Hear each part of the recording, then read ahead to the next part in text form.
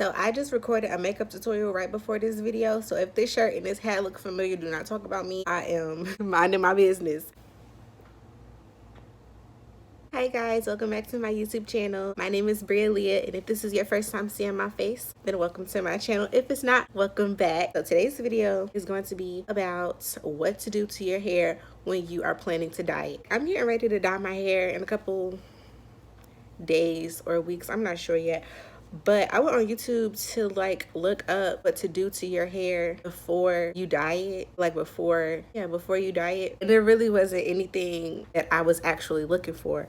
So I had to do my own research, and I figure I'm definitely not the only person that's looking up how to prepare your hair for a dye, because everybody wants to tell you not to dye your hair when you have locks, but everybody dyes their hair and they have locks. So that's just not what we going to get into today. We're going to talk about to actually prepare your hair for it to be dyed, so that you don't, well, if you're going to bleach it, you're going to damage your hair anyway. So we're going to talk about how to minimize the damage.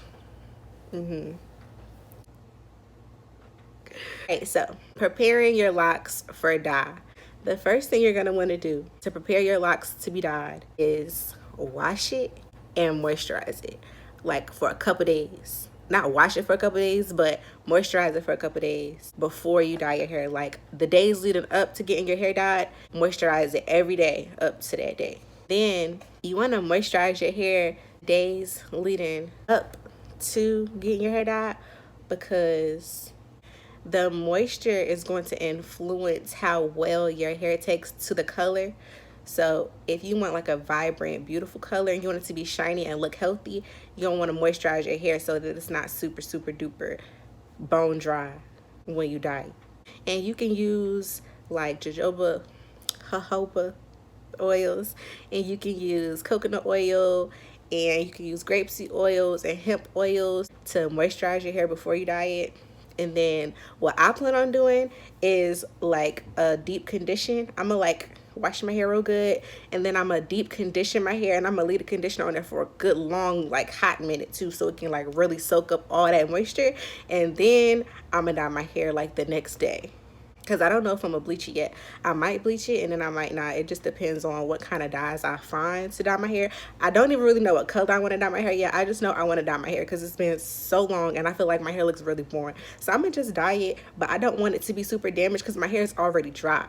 I don't want to dye it and then all my hair fall out and I just be bald head, and it's not the look I'm going for.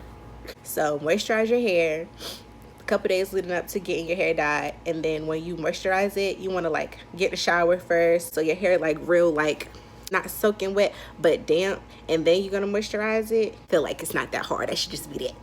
You can get oils from the supermarket. You can order them on Amazon. You can go to Walmart, wherever you buy your hair stuff at. So when I did my research online, it says to deep condition your hair 3 days before you dye your hair, but I think I'm gonna do it the day before I dye my hair, just so it's freshly moisturized and nice and prepared to absorb all the color, because I really don't want to risk it. I don't want my hair to be damaged a lot at all.